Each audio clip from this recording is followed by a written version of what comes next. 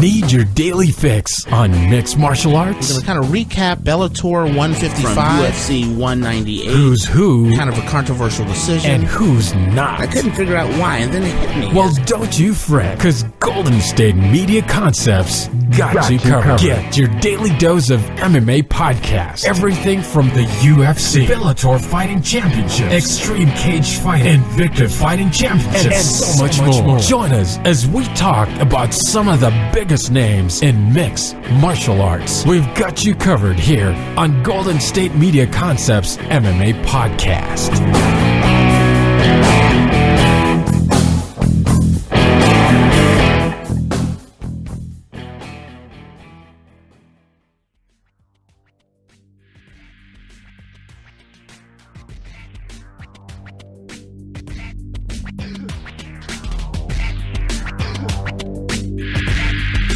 All right, now, thanks for tuning in to the GSMC MMA podcast, brought to you by the GSMC Podcast Network. I'm your host, Tate, and we are still talking about the crazy week surrounding UFC 223. And it's crazy, but it's like this weekend will not end. It just keeps extending out. Just to recap, as I know everyone has kind of knows, started out with the fight between Khabib Nurmagomedov versus Tony Ferguson, a fight that everyone's been looking forward to seeing. They've been scheduled to fight 4 different times, and by various different reasons, it just doesn't happen. Tony Ferguson's walking across the stage at a press event, and he trips on a cable, and he blows out his knee, has to have surgery. That fight is canceled. They bring in Max Holloway. And everyone's excited about Khabib versus Max Holloway, and I was one of those people that was super excited about the possibility of seeing Khabib versus a very fast, very active fighter, a champion, in Max Holloway. And you get to the right before the weigh-in, and he is declared unfit to compete. And is not allowed to drop any more weight. It comes out that it's gonna be Anthony Pettis, and everyone's thinking. I was thinking it was Anthony Pettis versus Khabib, and Anthony Pettis can't make it. Eventually, we settle on Atltanta, who is a really good fighter, a really game fighter, and that's who Khabib's gonna fight for the lightweight title against. In which I don't need to recap that. We've already recapped that fight, but Khabib actually wins a unanimous decision on that between him and Atltanta. Other things that kind of go on during this time, which has been the big news, is in between all this crazy stuff that is going on, as far as trying to figure out Khabib versus Ferguson, Khabib versus Max Holloway, Khabib versus Anthony Pettis, settling on Khabib versus Atltanta. In between all of that, earlier in the week, Khabib gets into a altercation with Artem Lobov, and a good friend of Conor McGregor. Lobov's supposed to be fighting on the card on UFC 223. He puts in a call to Conor McGregor. Conor McGregor gets on a plane from Ireland, rents a plane, flies across country, not cross country, from Europe to the United States, lands with like 20 of his friends, and they attack a UFC bus that that Khabib is actually on. Things get a little out of hand. Conor throws a dolly through the window. The window shatters, injuring Michael Chiesa and a number of other fighters. They end up having to cancel some fights. Crazy situation. long story short, there's a warrant out for Conor McGregor's arrest. Eventually, Conor McGregor turns himself in. Conor McGregor gets arraigned. He is facing charges for 3 misdemeanor assault charges and a felony mayhem charge. Could be facing as much as 10 years in prison. The crazy thing, when people are covering this, everyone really thinks Conor's going to get a slap on the wrist. I don't know about that. That is a big concern of mine. Conor is, from everything I know about Conor is not a bad guy, but he is facing some serious time, and everyone thinks he's just going to get sued, and that's going to be it. This is the same New York that sent Plexico Burress to Leavenworth prison for shooting his own self in the leg. Don't count out that Conor McGregor could end up serving some time. A lot of people think he's just going to get, probation. But, there's a situation where, it was premeditated. It takes, to get to the U.S., to rent a plane, get everyone together, clear customs, fly across the Atlantic, get on the tarmac, get off. It takes like 10, 12 hours to pull this off. When sitting down and talking, when a judge starts looking at this case and looking at this situation, that's going to come into account. The fact that there was hours and hours of time for him to think about his actions before he did it, before he attacked that bus and injured a UFC official, injured Michael Chiesa. There was plenty of time for cooler heads to prevail here. And I think that's going to affect Conor. I think Conor's going to get, I think he's going to get a little time. I don't think he's going to get years in prison. He's facing 10 years. I think he's going to end up, I think they're going to give him like a couple years probation, and don't be surprised if Conor don't spend at least a few months in jail. I truly think that's going to happen. I think I'm the only one that thinks that. But I remember when Plexico Burress shot his own self in the leg. I didn't think he would serve any time, and he served over a year in prison. This could easily happen to Conor McGregor. Now, that's the situation with Conor. The next thing that goes on is, this week is still going on, and you have a situation, you have WrestleMania where Ronda Rousey actually has her first WWE event. I thought she did a really great job, as I've mentioned in a previous episode.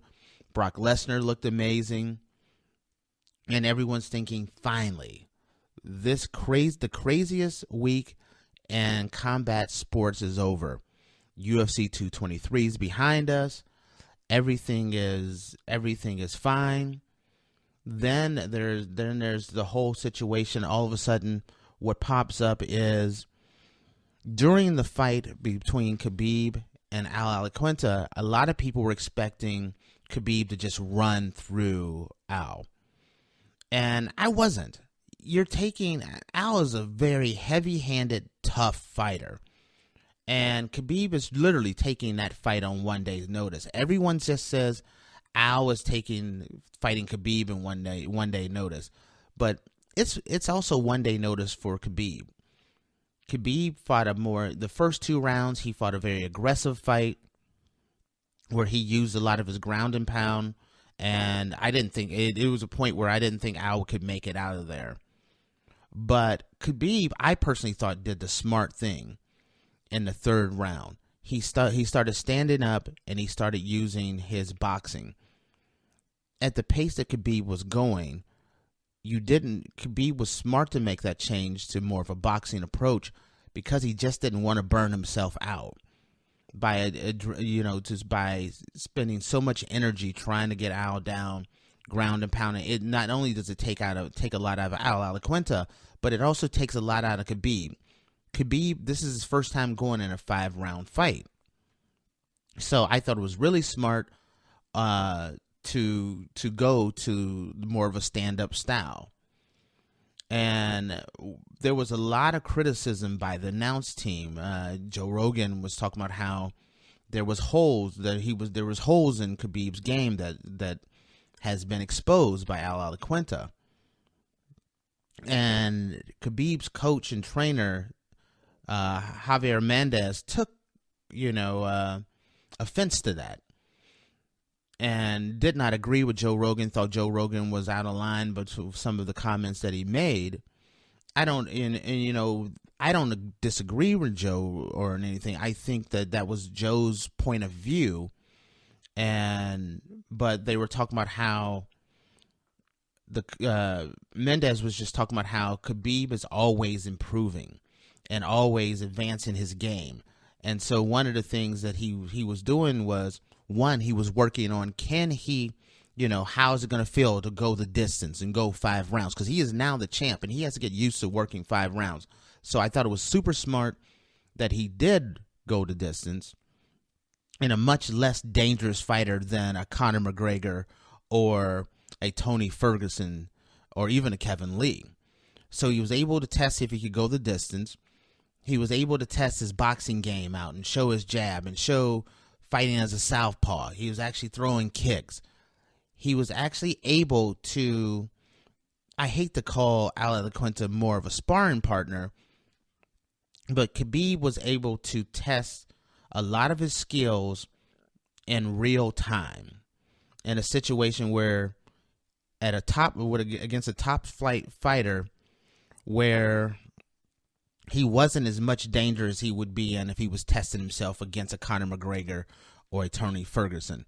So, he was doing a lot of things that he was kind of out of character, and it didn't look like the normal Khabib, which hence the reason why guys like Joe Rogan, they were thinking that he just didn't look quite the same, because he didn't look the same. And it's not that Atltanta had exposed him or anything. It was just that Khabib was working on his game. Joe Rogan apologized to Javier Mendez and Khabib for his comments, but that was the next thing that kind of popped up. You roll into the press conference, and everyone is expecting Khabib to call out Conor McGregor. But Khabib did not call out Conor McGregor. He called out George St. Pierre. And I think that's super smart. I agree with him. He's saying that his legacy is more important to him than money. If he wants money, Conor McGregor is the fight to go for. But if you want legacy, what's bigger than him fighting one of his childhood heroes, or it's not necessarily, yeah, you could say one of his childhood heroes, and George St. Pierre, a 2-weight champion. George St. Pierre could arguably the greatest of all time, in which George could actually fight for a 3rd UFC title in a 3rd different weight class, and Khabib is able to test himself against the greatest, one of the greatest of all time. I think it was super smart. A lot of people was a little shocked on that one, but when you really look at the landscape of that division right now, because of this event, a vacuum has been created and this perfect vacuum has sucked in George St. Pierre. If you look at it, Conor McGregor, because of him having the fight with the bus, he has legal issues. He's going to be tied up in court. He's going to be spending a lot of money in court. The whole concept that Conor was going to fight in September, I no longer think that's an option. So I don't think Conor, with Conor's legal issues, with Conor possibly getting suspended by the UFC, I think you can pretty much take Conor off the docket as far as possible fights for 2018. You look at the next guy, which is Tony Ferguson. Tony Ferguson just had surgery on his knee. That takes him off the docket for 2018. You look around and you say, do you put Kevin Lee in there? Who do you put in as Khabib's first title defense? And the biggest fight you could have is literally Khabib versus GSP. I would love to see it. Talk about, and you're in the world where the UFC is trying to make super fights. That could be the biggest fight. That is, without question, the biggest fight you could put together for 2018 if Conor McGregor is not back on the whole roster. Khabib versus GSP is the biggest fight you can have. So I actually like that. I do not poo-poo it and say it is not an option. If Khabib wants it and GSP wants it, the UFC will want that fight, and they will make that happen. Now, the last part of this week deals with Floyd Money Mayweather. When we come back, we're going to talk about what happened with Floyd Mayweather and a shootout situation that happened on Monday. That, you know, and I know Floyd's not necessarily a UFC fighter, but he is a big part of the UFC world right now because of his possibility of fighting, coming to the UFC. So he becomes part of this weekend. When we come back, we're going to talk about that Floyd Mayweather situation. Stay tuned, and we'll be right back. Check out the show built around the women of MMA. From the UFC to the extreme cage fighting, we got the fights covered. Listen. It's the Golden State Media Concepts Women's MMA Podcast. The latest news of upcoming fights, discussions of previous matches. Join us as we talk to and about the biggest names in women's mixed martial arts, past, present, and future. When it's the women's fight game, you know where to listen to. The Golden State Media Concepts Women's MMA Podcast.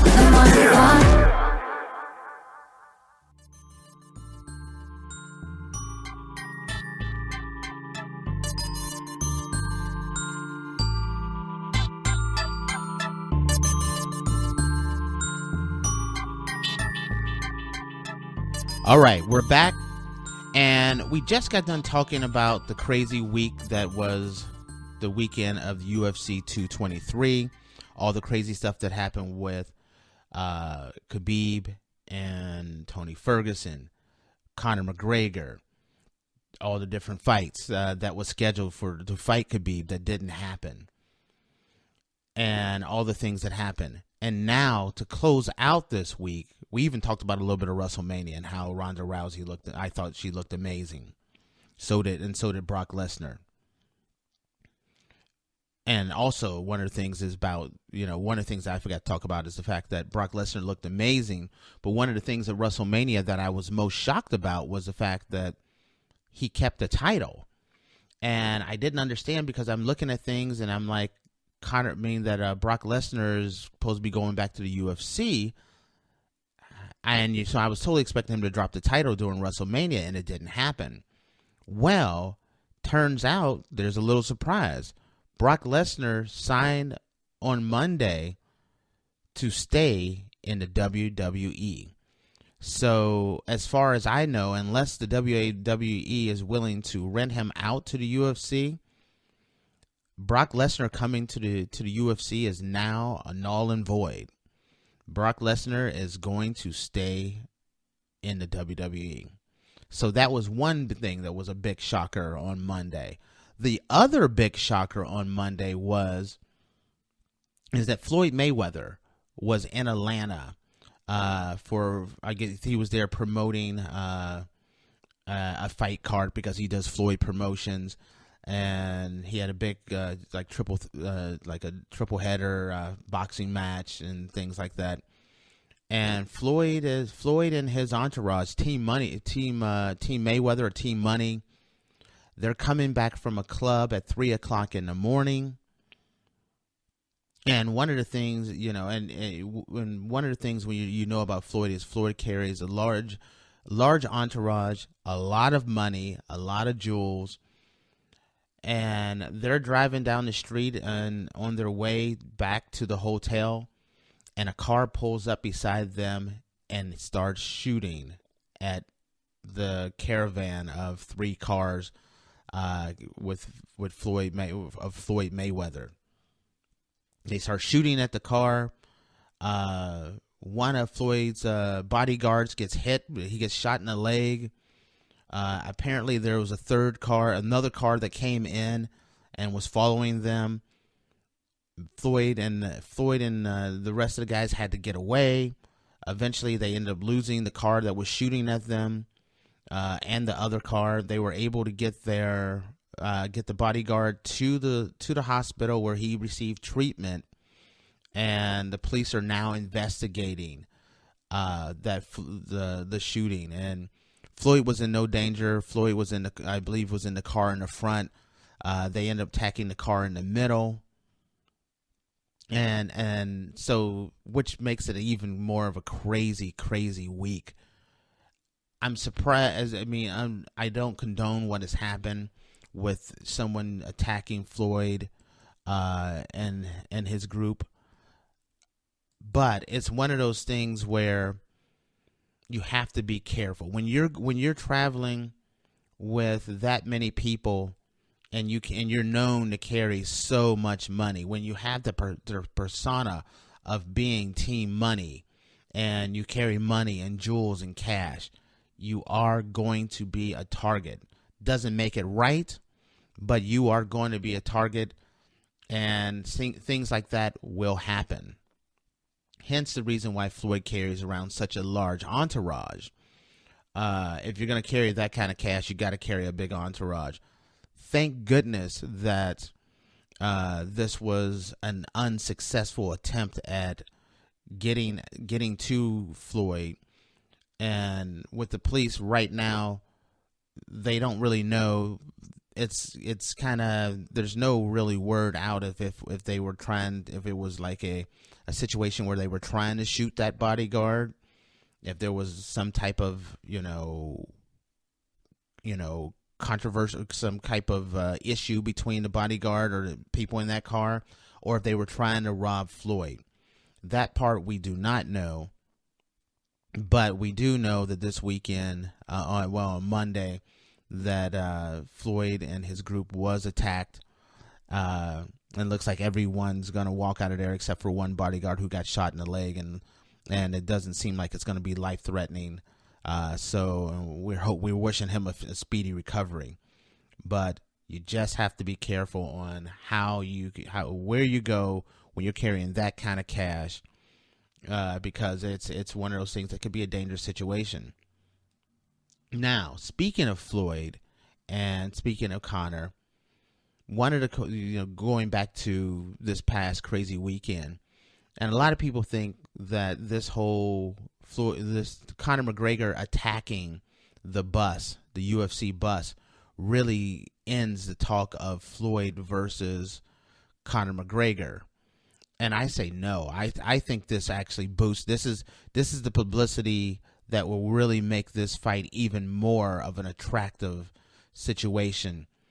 I think, especially with the fact that Conor could be in a situation where he needs money because he's going to get sued by a number of people that were on that bus, not to mention the company that owned the bus.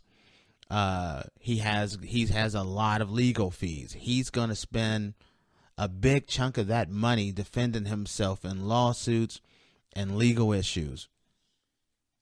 You have a fight just sitting there that's going to be worth another 150, maybe $200 million for Conor McGregor, and 300, 400, 500 million for Floyd, another guy who spends a lot of money. This situation, I think, almost guarantees a Floyd Conor McGregor fight as far as in the octagon goes. Once upon a time, I didn't think this fight would actually happen, but now when I look at it, I think it is a definite possibility that it's going to happen. Both guys are more than happy to get the money. Want to get the money. I think it's something that could happen here. Now, that's my take on as far as Floyd goes and all the updates. What's going on with Floyd? Another fight that we talked about yesterday in our last episode. We talked about the Rose Namajunas versus Joanna Jedrzejczyk fight, and I made no bones about the fact that when I watched the fight, I thought there was a lot of very close rounds, but I gave pretty much all the rounds to Joanna Jedrzejczyk. And I listened to a lot of MMA media that I really respect, and most of the media disagreed with me. Most of the media believes that Rose won. The judges got everything right. There was some that agreed with me that Joanna won, but most agreed with the judges. So, it looks, I respect a lot of people that I respect really thought Rose won. So I guess it's one of those situations where you look at it's looked at I guess what you like in fighting. I personally thought that that Joanna dictated the pace and had a lot more combinations, threw a lot more power shots, but Rose definitely threw the more dangerous shots, the more scarier shots. And I think that's kind of what everyone was looking at. In the end, we have and still the new strawweight champion is now the defending champion, Rose Namajunas. And we're talking around about who's next. And Jessica Andrade is sitting there. And I think that's going to be the next fight that's going to come up is Jessica Andrade. Karolina Kowalkiewicz is another option. And then if Carla Esparza versus cannot think of her name right now, but Carla Esparza is actually Claudia Gadelha. And the winner of the Claudia Gadelha Carla Esparza fight, they're also going to be in the mix. The question is, with Joanna Jedrzejczyk losing twice to Rose, should she move up in weight? And I say no. Joanna Jedrzejczyk could be right back in the mix again for a title shot, because when you look at Carla Esparza, Jessica Andrade, Karolina Kowalkiewicz, these are all Claudia Gadelha. These are all guys who are able to take the title from anyone in that division. These are some of the best fighters. This is the most stacked division of all the divisions in my book. I think there's a lot more to play on who's going to end up when the smoke clears, who's going to be the new champion, or who's going to be the champion in that division.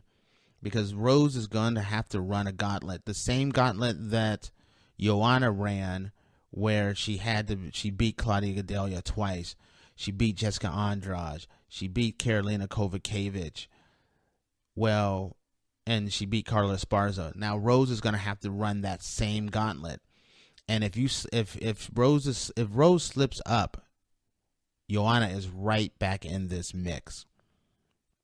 So do not count out Joanna Jedrzejczyk in this division right now. We're going to take a quick break. When we come back, we're going to talk about the latest news when it comes to one of the Diaz brothers. Stay tuned, and we'll be right back. This is your ultimate stop for everything sports. The Golden State Media Concepts Sports Podcast. Should I say more? From the NFL, MLB, the NBA to MMA, it's all in here. The Golden State Media Concepts Sports Podcast. Listen now.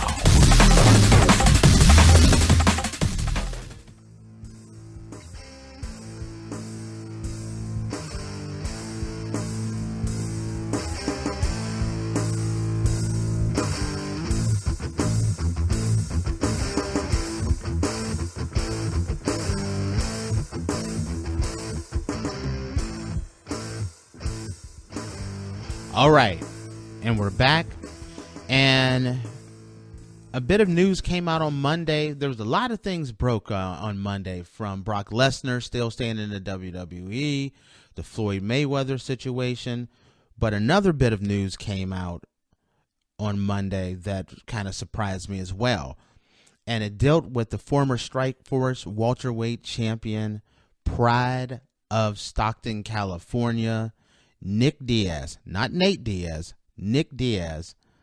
He has accepted an agreement with USADA to accept a 1-year sanction for failure to appear for his USADA testing. So the rule is the UFC whereabout policy, where you have to let USADA know exactly where you're going to be at so that they can test you at any time. And there was 3 different situations where Nick Diaz did not report where he was at, which ended up getting him suspended. They agreed to a suspension, retroactive suspension, so going back to April 19th of 2017. And so that means now that on April 19th of this month, with this agreement, Nick Diaz is now eligible to come back and fight in the UFC. That is huge. The UFC started out this year, with Ronda Rousey gone, Jon Jones suspended, Brock Lesnar gone. And now you look around and you look at this year and you have a possible situation where you have possible Conor versus Nate Diaz. You have a situation where you got Stipe versus Daniel Cormier. You have the Floyd Mayweather possibility. You got Khabib as a big star. The UFC is starting to do a good job at bringing some big stars in, or retreading some of the stars that they have as they build up to get ready for their new television contract. And having Nick Diaz come in and be able to fight back in the UFC, that is a big feather in the UFC's cap. Do not be surprised if you do not see a situation where Tyron Woodley ends up being a situation where he's fighting. He's not, right now it looks like it was going to be RDA versus Kobe Covington for the interim title, and you were going to have Tyron Woodley fight the winner of that one. Do not be shocked if Nick Diaz does not slide in there some way and be a part of that title picture, because I don't see Nick Diaz. Like I saw a thing where Platinum Mike Perry has called out Nick Diaz as a possible opponent. I love Platinum Mike Perry, but he is not a big enough name. The UFC is going to put Nick Diaz in the ring with someone that is going to have drawing power. They need to show that they can pull the ratings, and he is a big draw. He's the biggest draw of the Diaz brothers. Nate's a draw, but not like Nick. And I think that's a big situation, especially with losing. It seems like the UFC might have lost out on Brock Lesnar. So being able to come in and make the announcement that Nick Diaz is coming back and can fight as early as April 19th makes a difference. I'm curious to see how that works out, because it really makes an interesting situation. It also makes a possibility. I don't know where Nick's weight is, but don't be surprised. Maybe it could Khabib. This is my speculation. I haven't heard anything, haven't seen anything, but a Khabib Nick Diaz fight or something along those lines. It's going to be very interesting to see over the next few days, the next few weeks, what the UFC has planned for Nick Diaz. With that, I just wanted to jump on here to go over kind of the things that went about over this past Monday with Floyd Mayweather, Nick Diaz, Brock Lesnar, just to keep everyone informed. And we will be trying to do a lot more of these episodes There's been a lot of stuff that's been going on, which I haven't been given as many episodes as I should, but it is good to be on here, and we will try to keep you guys informed. And with that, to all, a good night. You've been listening to the Golden State Media Concepts MMA Podcast, part of the Golden State Media Concepts Podcast Network. You can find this show and others like it at www.gsmcpodcast.com. Download our podcast on iTunes, Stitcher, SoundCloud, and Google Play. Just type in GSMC to find all the shows from the Golden State Media Concepts Podcast Network. From movies to music, from sports to entertainment, and even weird news. You can also follow us on Twitter and on Facebook. Thank you, and we hope you have enjoyed today's program.